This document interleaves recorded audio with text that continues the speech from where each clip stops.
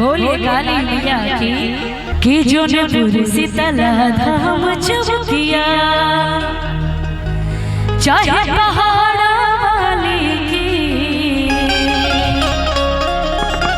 की सिरा वाली के अच्छा दरबार पहाड़ा वाली के। बोली शेरा वाली मैया की, बोली जय नगर वाली माई की। जरा दोनों हाथ उठा लीजिए पूरे पूरे खोल के और ताली बजा के क्या कि जोनपुर शीतला धाम चौकिया, जोनपुर शीतला धाम चौकिया चाहे पहाड़ा वाली के।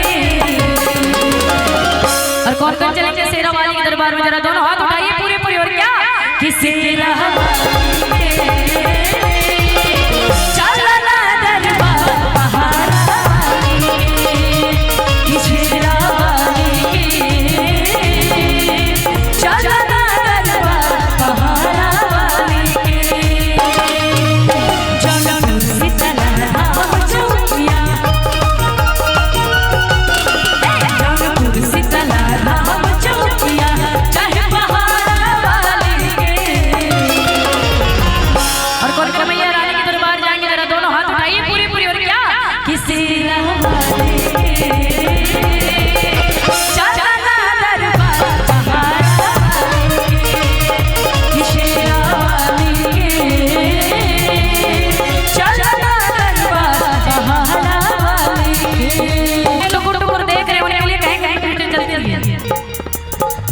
टुक तकला से कुछ न होई, टुक तकला से कुछ न होई। ए चाची और सुनिए ताली बजा दी, तनी जोरदार ताली बजा दिया ना दोनों हाथों उठा के, तनी उठा लीजिए, तनी तो उठाइए। ए कि टुक तकला से कुछ न होई, टुक तकला से कुछ न होई। जब ताली ला जब ताली ला जब ताली ला बजे बमन, जब ताली ला बजे बमन खुश न होई। टुक तकला से कुछ न होई, टुक तकला से कुछ न होई। जब ताली ला बजे बमन खुश न होई, जब ताली ला बजे बमन खुश न होई, जब ताली ला बजे बमन खुश न होई।